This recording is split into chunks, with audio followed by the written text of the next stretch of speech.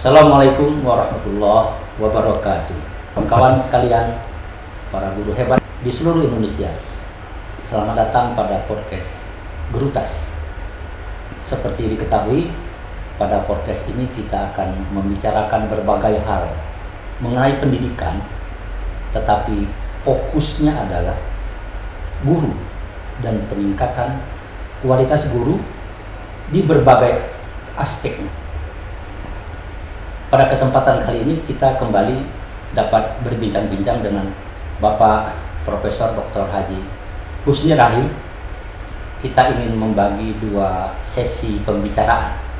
Pertama, sebagaimana yang lalu kelihatannya sangat menarik, kita ingin menimba lebih banyak dari beliau mengenai pengalaman hidupnya, bagaimana meniti karir sehingga dari istilah kemarin itu dari guru kecil sampai menjadi guru besar, atau dari anak kampung di sebuah pedesaan di pedalaman Sumatera Selatan sampai menjadi tokoh dan memimpin berbagai kegiatan secara nasional.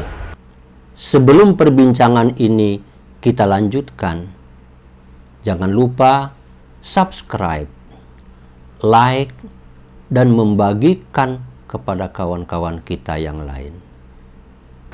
Selamat datang Pak Husni. Terima kasih sudah kembali ke perbincangan podcast Gerutas. Pada perbincangan bersama Pak Husni yang lalu itu menarik sekali.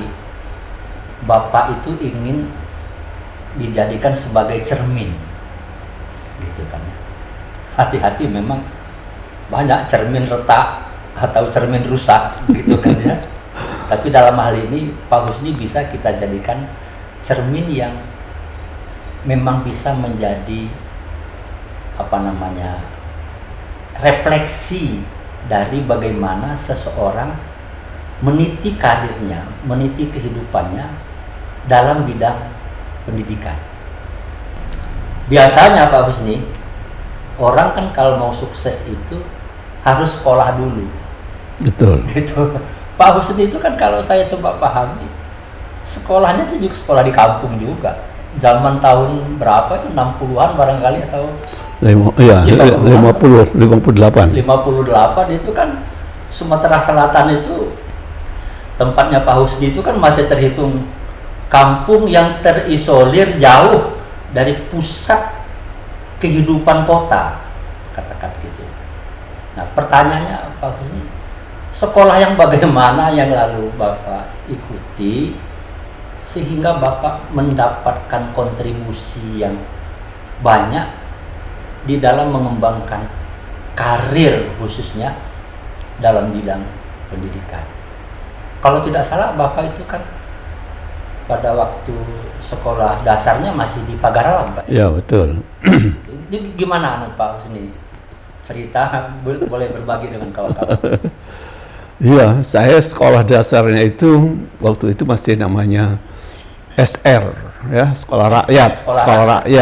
Sekolah rakyat itu mula-mula itu namanya Islamiyah, sekolah rakyat Islamiyah. Oh.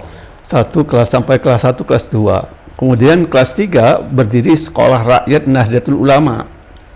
SDNU, SRNU ya, Pagaralam. Jadi di Pagaralam. Nah, ketika itu saya dipindahkan ke sekolah situ oleh orang tua saya, pindahkan ke sekolah itu. Nah, di sekolah itulah saya sampai dengan tamat kelas 6. Sebelum tamat itu oleh orang tua saya diberitahu itu ada tes untuk masuk sekolah PGA negeri yang adanya itu hanya di 3 tempat di Sumatera Selatan itu. Lampung ketika itu masih bagian dari Sumatera Selatan, dari Tanjung Karang, kemudian di Palembang, dan satu yang baru berdiri di Curug. Oh. Nah, itu anunya gitu.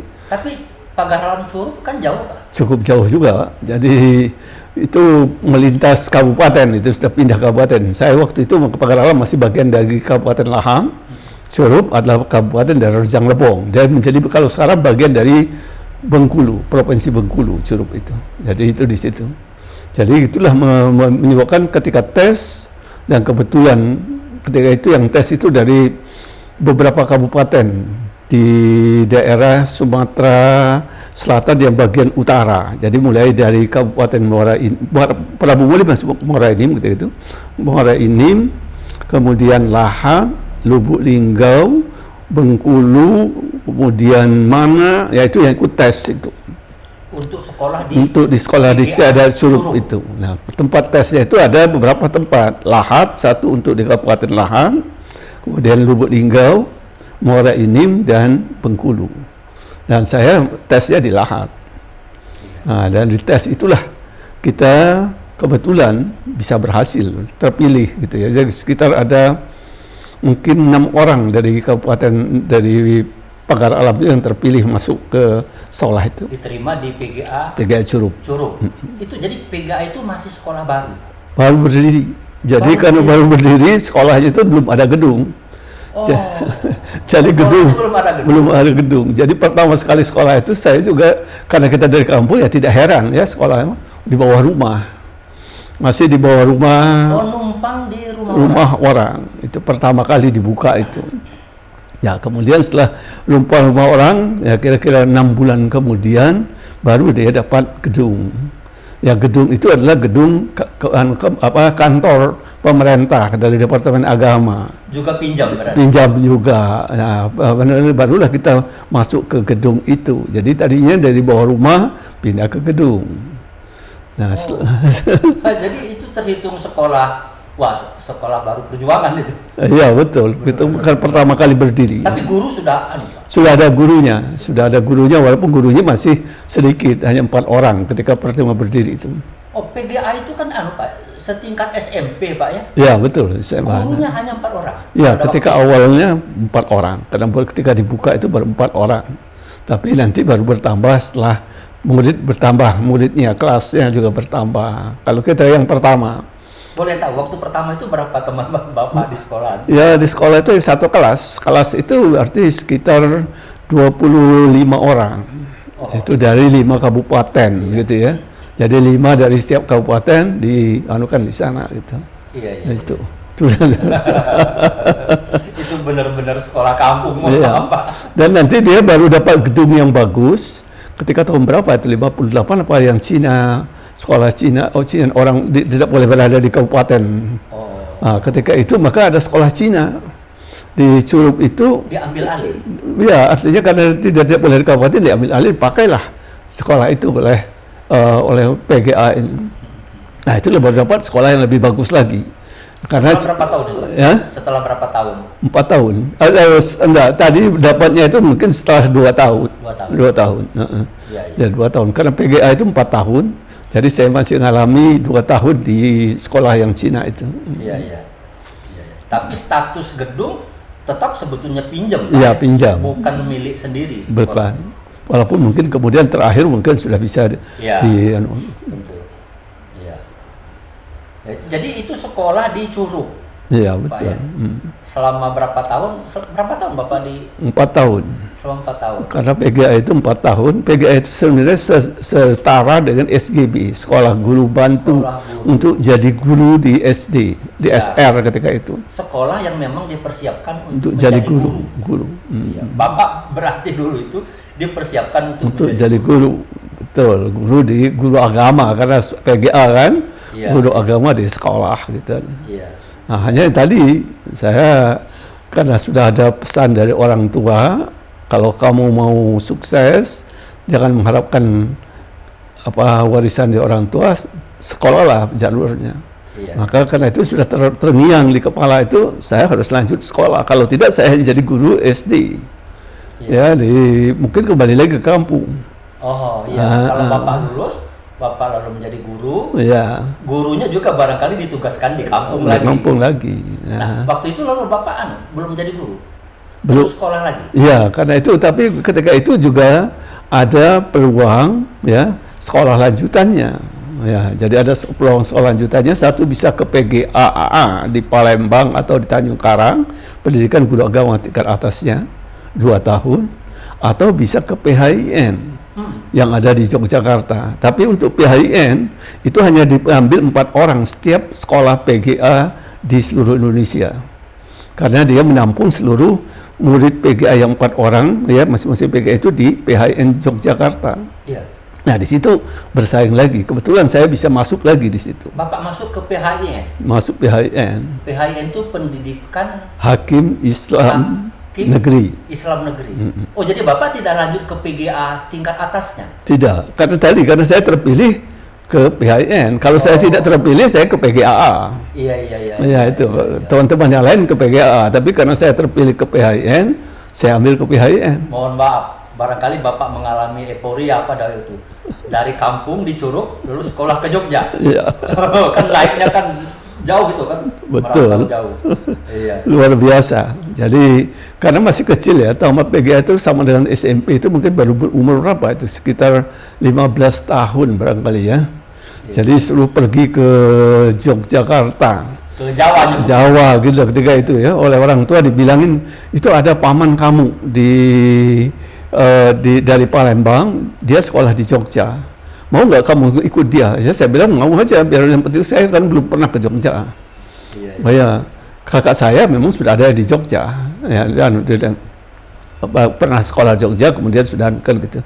Nah kemudian ya karena tadi dititipkan, jadi ketika itu karena dia dari Palembang, saya dari Pagar Alam, karena dari Curug sudah selesai pulang ke Pagar Alam, ketemunya di Prabu Muli. Oh iya. Nah, karena situ persimpangan kereta api. Ya, kereta api dari Lahan, kereta api dari Palembang untuk ke Jawa, ke Tanjung Karang itu lewat di situ. Nah, jadi saya masuk ke sana. Dan di situ ada keluarga juga, ada paman juga yang punya rumah di sana. Ya, dia kebetulan mungkin ketika itu masih namanya camat barangkali ya, atau asisten bidana gitu. Dititipkan saya ke rumah itu menunggu paman saya yang dari Palembang mampir. Nah, setelah dia datang mampir, kita pergilah naik kereta api langsung ke Tanjung Karang, nyebrang Peri ya sampai langsung ke Jakarta. Ya, menarik sekali kawan-kawan.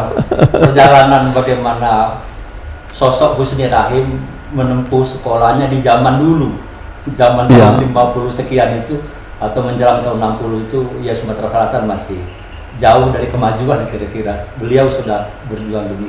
Ya, jadi Pak Husni, perjalanan Bapak itu sebetulnya kalau saya membayangkan saya saja angkatan yang jauh lebih muda dari Bapak, dari Sumatera ke Jawa itu rasanya seperti mau pergi haji itu, jauh banget.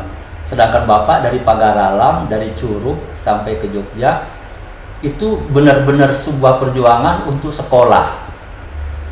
Menjadi pertanyaan Pak, selain motivasi dari orang tua, karena orang tua tidak bisa memberikan warisan, apa sih Pak yang mendorong Bapak pengen sekolah sebetulnya waktu itu? Ya sebenarnya merubah nasib.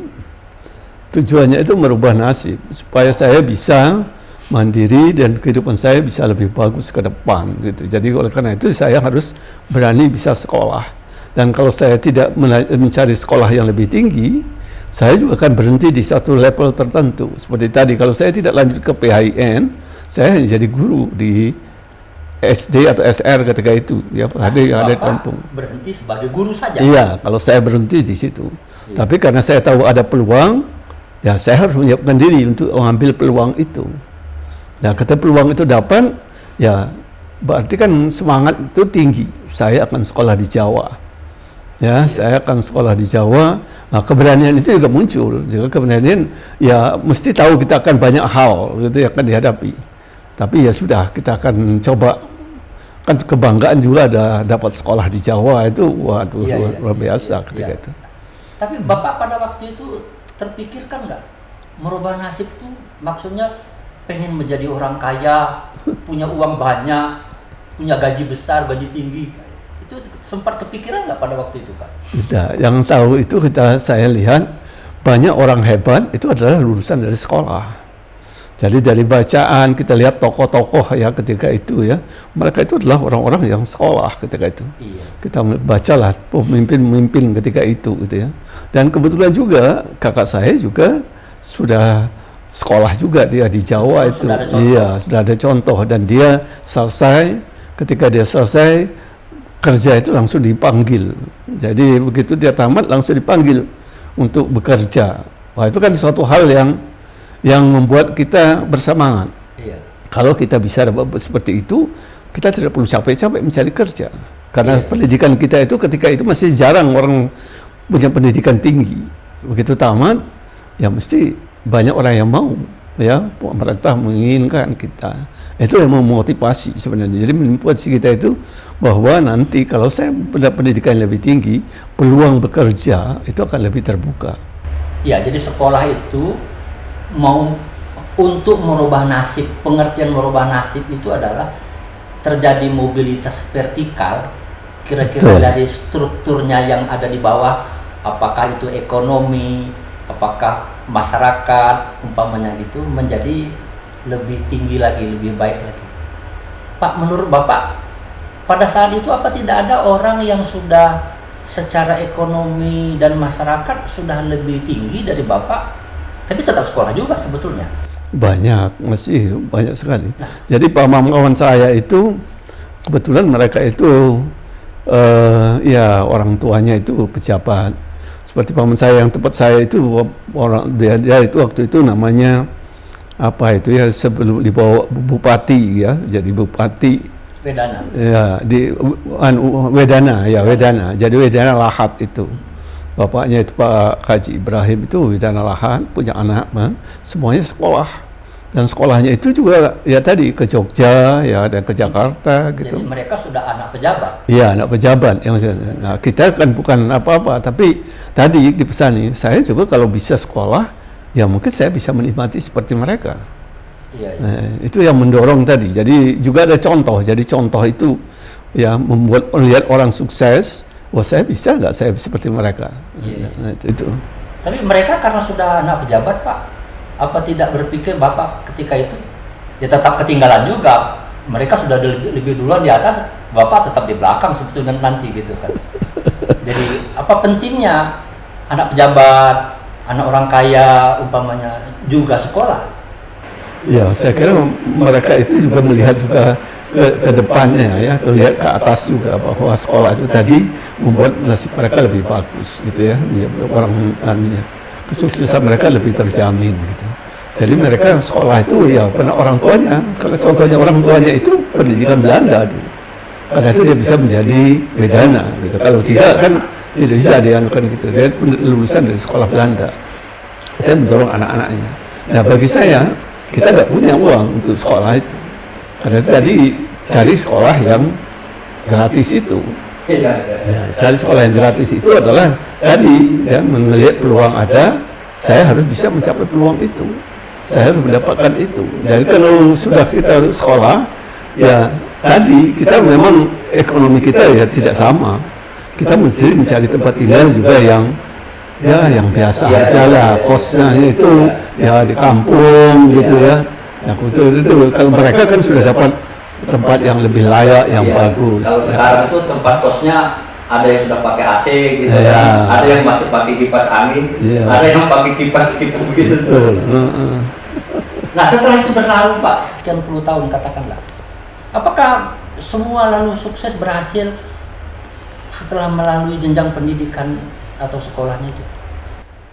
Jadi memang ada dua itu saya lihat ya. Jadi satu itu pendidikan itu yang namanya kita sebut dengan pendidikan formal berjenjang ya, dari SR, PGA, PHIN ini setingkat dengan SMA, perguruan tinggi itu jenjang, itu disebut dengan pendidikan formal. Dan itu ya tadi punya persyaratan tertentu dan punya kurikulum tertentu dan punya batas waktu yang tertentu juga dan punya ijazah yang diakui gitu anunya gitu. Nah, ini kan basis untuk pengakuan formal. Tapi sukses tidak cukup dengan basis pengakuan formal. Iya. Ya. Kesuksesan bukan ditentukan oleh pengakuan umpamanya dengan sertifikat. Ya, dengan ijazah tadi misalkan dari itu tidak ditentukan itu. Karena itu maka saya harus menambah ilmu bagaimana melengkapi yang formal ini, karena yang formal itu masih sangat bersifat akademik gitu ya, bersifat ya arahnya itu masih bersifat membangun semangat, cara berpikir, yang mengolahan kan, kan gitu. Tapi belum kepada keahlian tertentu yang kalau kita bekerja, keahlian tertentu diperlukan. Nah, karena itu maka saya selalu mencoba mencari tambahan pendidikan. Ya, pendidikan macam-macam. Itu kalau sekarang mungkin disebut dengan pendidikan non formal. Ada ya, karena saya juga punya prinsip akses untuk bisa sukses juga harus terbuka. Terbuka itu adalah dengan banyaknya teman. Banyaknya teman, banyaknya relasi, ya. Itu akan membuka peluang saya untuk lebih luas. Nah, karena itu maka saya aktif juga di dalam berbagai organisasi, kegiatan lah gitu. Sampai-sampai juga saya pernah kursus namanya pencak silat, ya, ketika di Jogja, ketika di Jakarta pernah kursus kungfu, pernah kursus juga judo. Itu aja sebenarnya nambah-nambah tadi, ya, menambah menambah teman gitu, ya, menambahkan akses gitu. Sampai kursus macam-macam yang lain, kursus keterampilan yang lain. Ada kursus misalkan bahasa asing gitu, ya, kita ikut kursus bahasa asing. Ada kursus membaca Al-Quran. Kalau di Jogja dulu itu ada Masjid Syuhada, kursus qiraah di sana, saya ikutlah di sana. Ada lagi kursus mubaligh, saya coba ikut juga. Tapi kursus itu semuanya tidak membuat saya menjadi ahli di bidang itu. Mungkin itu orang menyebutkan kamu tahu semua tapi kamu keahliannya kurang. Ya mungkin itu saya bilang itu generalis kata orang itu. Ya mungkin saya bilang karena saya tidak menekuni dia sampai selesai. Kayak menjadi kursus qiraah. Saya tidak harus menjadi qori. Tapi saya bisa baca Quran dengan bagus, cukup. Gitu anunya gitu. Jadi kegunaannya itu kegunaan yang saya anggap perlu untuk saya, bekal saya gitu. Sama juga dengan ketika saya kursus statistik. Kegunaan statistik itu juga untuk saya. Saya mencoba, saya sudah bisa sekarang membuat namanya kalau ada data, bisa membaca data lebih gampang dengan gambar, bar chart, ya, dengan diagram, dengan balok, nah gitu itu kan sehingga nanti kalau saya kerja ada masalah saya boleh tampilkan ini dia permasalahannya. Orang akan lebih gampang memahaminya dan itu menjadi tertarik. Oh iya ini. Meskipun pada waktu kuliah di Jogja ilmu statistik itu belum jelas keperluannya untuk apa. Belum. Dalam kaitan dengan kuliah Bapak. Kalau di Jogja statistik saya dapat di Jakarta setelah kerja. Kalau di Jogja saya kursus administrasi umum di Gajah Mada, kemudian administrasi efisiensi di Gajah Mada, kemudian juga administrasi pengawasan. Nah, kemudian juga di Jogja itu saya juga tempat kursus keuangan sebagai bendaharawan, ya, keuangan sebagai sebagai pengelola uang gitu. Iya. Dan juga pengawas. Iya. Jadi sekolah-sekolah non formal itu Bapak jelajahi. Betul. Untuk memperkaya katakanlah wawasan, ya, keterampilan, bahkan untuk bekal yang sesungguhnya Bapak belum jelas juga kegunaannya nantinya. Betul. Baik, Pak Husni, menarik sekali. Dari pembicaraan ini saya mungkin ingin mengambil kesimpulan kira-kira. Jadi seorang seperti Husni Rahim yang tinggal dari kampung, jauh dari kota besar, kemudian sekolahnya juga bukan sekolah di kota besar. Tentu saja sekolahnya itu kalau kita sekarang nyebutnya underqualified gitu, sekolah baru didirikan, baru dibangun gitu. Tetapi bisa juga mengantarkan orang untuk meniti karirnya, sukses hidupnya pada masa yang akan datang. Kurang lebih kira-kira begitu. Kalau sekarang Pak Husni, sekolah itu kan katakanlah sudah semua bagus gitu kan. Ya, yang kalau toh ada yang masih minimalis dibanding dengan yang maksimal, ya. Begitu kan ya. Pemerintah kan membuat standar minimal sebetulnya. Yang jelek banget itu nggak ada. Apakah guru umpamanya atau generasi muda sekarang tutup mata saja, yang penting sekolah, atau ada kiat yang perlu Bapak sampaikan kepada kita generasi muda, bagaimana memilih sekolah agar menjaminkan masa depan kita secara lebih baik? Kalau kita melihat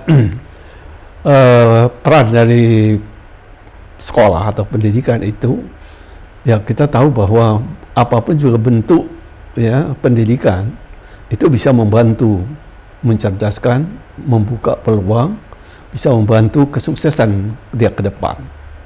Dan memang pendidikan itu kan dikenal ada yang namanya dengan pendidikan formal, pendidikan non formal, pendidikan informal gitu ya. Kita kenal dengan istilah-istilah itu di dalam sistem pendidikan itu.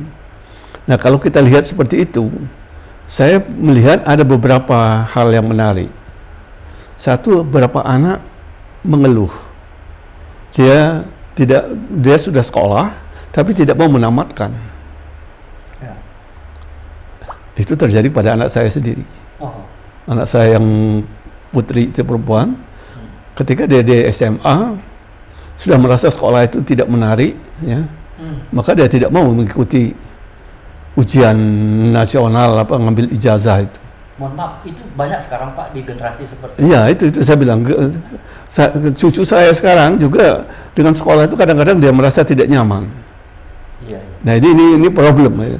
Tapi kalau mereka bisa mengalihkan, ya, bahwa sekolah itu, bahwa pendidikan itu bukan hanya di sekolah, harus dilengkapi dengan yang lain, yang sesuai dengan kita. Iya. Itu dia kan ini kita anggap ini formalnya, tapi yang sesuai dengan saya, dengan minat saya, ini saya harus ambil gitu. Iya. Nah itu yang banyak dilakukan oleh sekarang. Karena itu bisa jadi nanti suatu saat, ya sekarang sudah mulai kelihatan, ya ijazah itu tidak menjadi ukuran utama lagi. Betul. Ya, pendidikan formal tadi tidak menjadi ukuran pertama lagi. Tampilan keahlian. Nah, tampilan keahlian keprofesional yang justru menjadi utama. Jadi ini yang harusnya menjadi tantangan para guru. Jadi kalau guru mengajarkan itu, ya jangan hanya mengajarkan sekedar ini materi, tapi harus membuka wawasan mereka, ya, bahwa mereka itu akan menghadapi dunia yang berbeda dengan. Jangan berpikir kalau kita sudah menyekolahkan anak di sekolah tertentu, meskipun sekolahnya bagus, itu selesai. Betul. Karena kebutuhan di dalam hidup tidak tercukupi hanya dari sekolah formal saja. Betul. Kira-kira begitu sendiri. Betul. Jadi kalau kita lihat ya, orang-orang yang hebat di sekolah, mungkin nilainya bagus, tapi dari masyarakat tidak jamin dia sukses juga di dalam bekerja atau dalam. Iya. Ya, karena mungkin dia tidak dilengkapi tadi dengan apa yang diperlukan ketika dia sudah tidak sekolah. Nah ini orang-orang yang biasa, ya, dari tingkat ke akademiknya ketika di sekolah, tapi dia mengambil berbagai tambahan yang menguatkan, kan, dia mungkin lebih sukses nanti ketika dia bekerja. Ya, karena pendidikannya lebih komplit. Lebih komplit. Gitu. Betul. Nah itu saya jadi ingat dulu ada keinginan dari kawan-kawan di Jogja itu untuk membuat Masjid Syuhada itu menjadi universitas. Padahal saya tahu persis Masjid Syuhada itu perannya luar biasa untuk mahasiswa Yogyakarta, memberi kelengkapan yang tidak didapat di perguruan tinggi. Iya. Jadi dapat di Masjid Syuhada. Karena itu ketika diskusi saya dan mereka kita diskusikan, saya bilang apa enggak universitas yang mau kita dirikan ini akan sekedar universitas, akan kalah bersaing dengan Gajah Mada, dengan IAIN, dengan UIKIP gitu ya. Karena yang kita ini adalah orang-orang yang sudah ngajar di sana. Jadi kita sisa tenaga kita gunakan di sini. Jadi kita membuat suatu universitas dengan sisa tenaga kita. Iya. Itu satu saya bilang, belum lagi nanti tuntutan fasilitas, tuntutan dengan apanya, itu memerlukan perjuangan yang lebih besar. Iya. Kenapa enggak tidak melengkapi? Syuhada itu tetap menjadi syuhada, menjadi mengisi tadi titik lemah yang tidak didapat di perguruan tinggi. Lakukan di situ. Itu namanya melengkapi, membuat orang sukses dan orang tidak akan lupa dengan syuhada. Ya. Karena saya tidak lupa syuhada karena saya kursus qiraah dan kursus mubaligh di situ. Jadi jika saya bisa ceramah segala macam itu, oh ya itu bekal dari itu. Iya. Betul, kata orang manajemen positioningnya jelas. Ya, betul. Jadi Masjid Syuhada sebagai lembaga pendidikan non formal katakanlah untuk bidang tertentu, katakanlah untuk area tertentu. Tidak bisa dibandingkan dengan Universitas Gadjah Mada, IAIN atau yang lainnya. Tapi dia sesungguhnya komplementer atau melengkapi kekurangan-kekurangan sekolah formal itu. Jadi sekolah formal harus kita akui tidak sempurna juga. Mungkin kapanpun juga tidak akan pernah sempurna. Maka butuh ada sekolah atau pendidikan non formal. Jadi kembali Pak Husni, pemilihan sekolah yang dihotomi umpamanya, ini sekolah bagus, ini sekolah tidak bagus, sekolah mahal jadi bagus, sekolah murah untuk orang miskin jelek. Dari pengalaman Bapak jadi menjadi tidak signifikan apabila kita menjalani pendidikan itu secara komplit, formalnya, non formalnya, informalnya. Dari pengalaman Bapak itu bisa mengantarkan seseorang sukses di dalam kehidupan. Ada enggak Pak pesan atau nasihat kepada generasi muda yang sekarang masih fokus untuk meningkatkan karir, partisipasi peran sebagai guru, atau anak-anak kita yang masih sekolah menghadapi situasi yang sekarang pilihan-pilihan sekolah itu kan menjadi lebih banyak, ada internet umpamanya sekarang, gimana Pak? Iya, kalau kita lihat ya, peluang sekarang jauh lebih terbuka. Dan tadi saya katakan bahwa mungkin suatu saat nanti ijazah tidak menjadi tapi saya pernah dalam satu diskusi dengan kawan-kawan aktivis ketika kita mencoba membicarakan tentang peran perguruan tinggi, pendidikan di perguruan tinggi, apa sih perannya pendidikan perguruan tinggi? Nah, salah satu yang ketika itu menjadi ramai itu adalah pembuka wawasan, pembuka cara berpikir, yang itu mungkin tidak didapat di lembaga-lembaga non formal. Tapi dengan kita dengan belajar formal, kita dilatih mendiskusikan sesuatu, melihat ada buku yang membahas tentang itu membuka wawasan-wawasan yang. Jadi cara berpikir kita menjadi lebih lengkap dan lengkap. Itu keuntungan di pendidikan formal itu. Tapi tadi ada kelemahannya. Jadi keterampilan-keterampilan tertentu ketika dia berhadapan di dalam masyarakat tidak ada di sini. Nah, tidak ada di sini. Jadi karena itu kemampuan. Jadi kalau saya dengan generasi yang muda saya bilang, kalau kamu memang tidak berniat betul untuk mengambil pendidikan formal, tidak apa-apa. Tapi ambillah ya pendidikan non formal yang kamu tekuni secara penuh. Jadi bukan hanya sekedar, tapi tekuni secara penuh sehingga kamu punya keahlian di situ. Nah, itu akan bisa membawa ke depan dengan itu. Tapi kalau kamu formal, jangan pula kamu hanya mengandalkan keformalan di pendidikan formal ini. Kamu harus cari lengkapinya itu tambahan tadi. Carilah pelengkap yang ketika kamu di masyarakat itu akan perlu. Misalkan saja ya, leadership. Ya, leadership itu kan di sekolah jarang diajarkan. Ya, dianukan gitu. Tapi kalau kita ngambil pelatihan ya leadership atau ikut di dalam organisasi di lab trainingnya, itu juga memberi kan kemampuan untuk memimpin. Orang yang mampu memimpin nanti ketika dia bekerja, dia akan bisa mengorganisir ya potensi-potensi di situ untuk diarahkan menjadi lebih bagus. Jadi sekali lagi kalau kita mengharapkan pendidikan tetap sangat diperlukan, pendidikan itu. Tapi kalau kamu tidak tertarik dengan formal, ambillah non formal.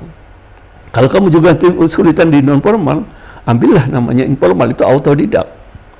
Autodidak itu adalah salah satu bentuk. Dan semua itu dengan kondisi dunia sekarang, dunia teknologi jauh lebih terbuka. Ketika zaman saya, bukan zaman Pak Tarmizi masih seperti itu sangat susah sekali mencari sumber informasi itu. Sehingga kita tadi, saya harus lari ke sana ke sini mencari, oh ini ada anunya ini. Tapi kalau sekarang, begitu di rumah aja dia bisa membuka itu. Nah, itu yang menentukan gitu. Tapi tadi, ambillah bahwa saya harus punya keahlian di bidang itu. Ya. Baik, Bapak-bapak sekalian, kawan-kawan guru yang saya hormati. Dari pembicaraan dengan Pak Husni Rahim ini jelas bahwa pendidikan itu mutlak. Tetapi jangan terjebak kita pendidikan itu mendefinisikannya hanya dengan sekolah formal saja. Atau ada yang tidak suka dengan sekolah formal.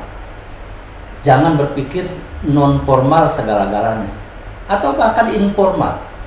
Yang paling betul itu dari pengalaman Pak Husni Rahim adalah kelengkapan semua itu. Kalau toh kita tidak bisa ikut serta di dalam kegiatan-kegiatan formal, non formal dan informal itu secara baik, kita harus memahami substansinya, hakikatnya, mana yang harus dipilih untuk keperluan kita sesuai dengan kondisi kita saat ini dan untuk kepentingan kita yang akan datang. Pak Husni Rahim sudah membuktikan, meskipun sekolahnya katakanlah sekolah yang masih dibandingkan dengan kemajuan pendidikan sekarang jauh di bawah standar modern hari ini, tetapi ketika semua aspek itu dia jalani, itu bisa menjadi bekal yang baik sekali untuk kehidupan, karir, atau perjuangan pada masa yang akan datang. Saya kira begitu. Terima kasih sekali Pak Husni sudah berbagi pengalaman kepada kita semua.